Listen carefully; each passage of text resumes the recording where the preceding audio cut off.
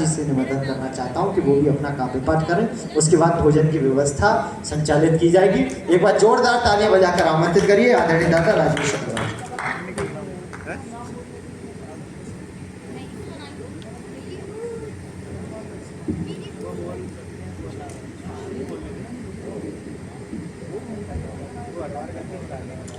इसकी आवाज सही है क्या बेटा, देखना।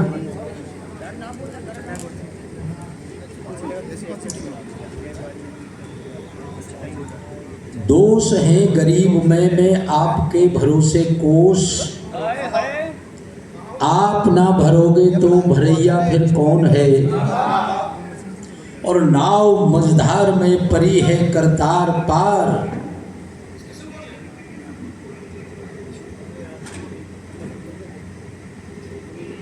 नाव मझधार में परी है करतार पार, आप ना करोगे तो करैया फिर कौन है।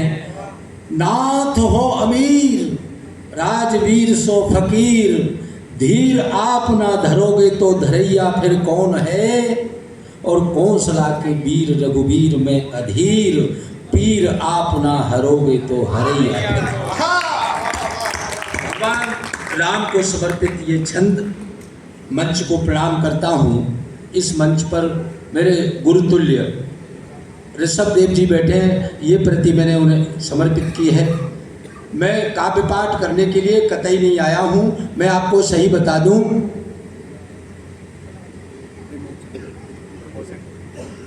दादा के जन्मदिन पर मुझे उपस्थित होना था और मैंने ये देख लिया कि दादा ने जो, एक मिनट भैया, दादा ने जो फसल तैयार की है वो बहुत फलने फूलने लगी है और अब उसमें कुछ दाने ऐसे भी पड़ गए हैं कि जिनकी कीमत आंकना भी बड़ा मुश्किल है। एक बात का विरोध जरूर करता हूं। कल से दादा को कुछ लोग बट वृक्ष कह रहे थे, इस बात का मैंने कल दादा के सामने भी विरोध किया। बट वृक्ष का मैं तो उन्हें कल्प वृक्ष कहूंगा। क्यों? अभी कभी कमजोर कंधों को कड़ा होने नहीं देते, स्वयं के पांव पर अक्सर खड़ा होने नहीं देते। और भरोसा दूर से करना अरे बट वृक्ष पर यारों, कभी नीचे तनों को ये बड़ा होने नहीं देते।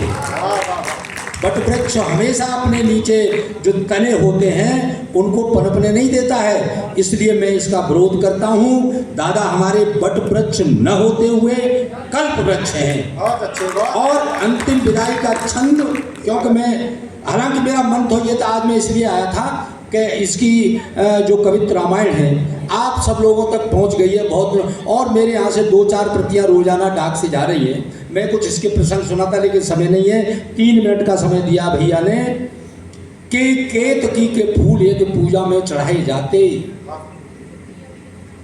मैंने एक बात कल से देखी, एक भी फूहड़ कविता नहीं हुई यहाँ। हमारे सभी नवयुवक रचनाकारों ने बहुत अच्छी रचनाएं पढ़ी।